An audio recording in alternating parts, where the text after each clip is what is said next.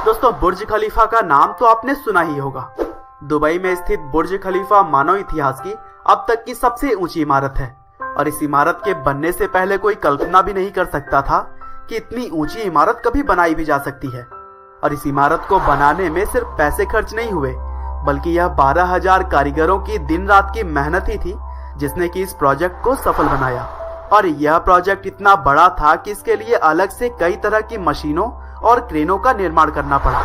तो चलिए दोस्तों, करीब 830 मीटर ऊंची और 163 मंजिलों वाली इस इमारत की पूरी स्टोरी को हम शुरू से डिटेल में जानते हैं। तो दोस्तों, इस कहानी की शुरुआत होती है 6 जनवरी 2004 से, जब दुबई के प्रॉपर्टी डेवलपर एमआर ने बुर्ज खलीफा के डिजाइन की जिम्मेदारी अमेरिका के architecture firm Skidmore Owings and Merrill को दी। और इसी फर्म के एक आर्किटेक्ट एंड्रियन स्मिथ को बुर्ज खलीफा का डिजाइन बनाने का श्रेय दिया जाता है, जबकि बुर्ज खलीफा के कंस्ट्रक्शन का काम साउथ कोरिया की जानी मानी कंपनी सैमसंग C&T कॉर्पोरेशन को दिया गया, जो कि इससे पहले भी कई और बड़े प्रोजेक्ट जैसे ताइपेई 101 पर भी काम कर चुकी थी। और दोस्तों, आपको बता दें कि ताइपेई 101 बुर्ज खलीफा से पहले दुनिया की सबसे ऊंची इमारत थी।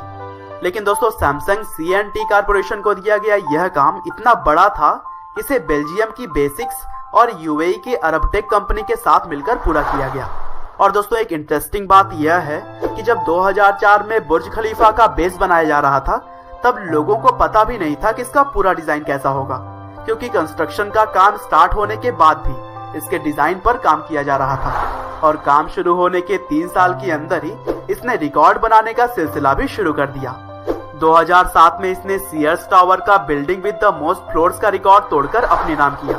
और दोस्तों, आपको बता दूं कि अमेरिका में स्थित सीयर्स टावर के कुल 110 फ्लोर्स हैं, साथ ही इसकी ऊंचाई करीब 527 मीटर है। और इसी साल यानी कि 2007 में ही इस इमारत ने 4 और भी रिकॉर्ड्स अपने नाम किए, जैसे record for vertical concrete pumping, world's tallest building और टॉलेस्ट फ्री स्टैंडिंग स्ट्रक्चर।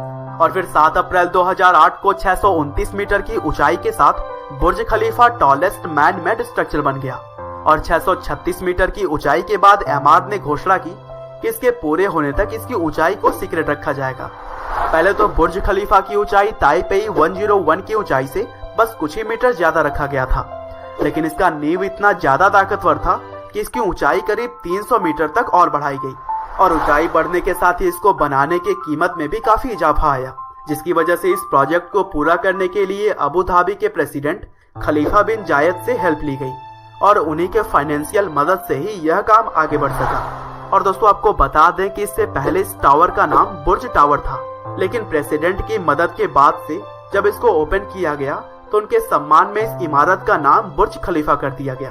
और अक्टूबर 2009 में इस इमारत के काम को पूरा करने के बाद 4 जनवरी 2010 को इसकी ओपनिंग की गई। और इस मौके पर लोगों ने पहली बार दुबई के इस करिश्मे को देखा।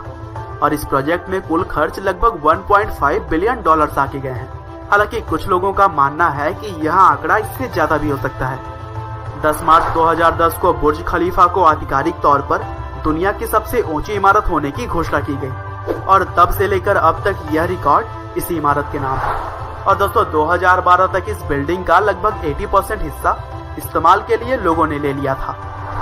तो दोस्तों, यह थी कहानी दुनिया की सबसे ऊंची इमारत।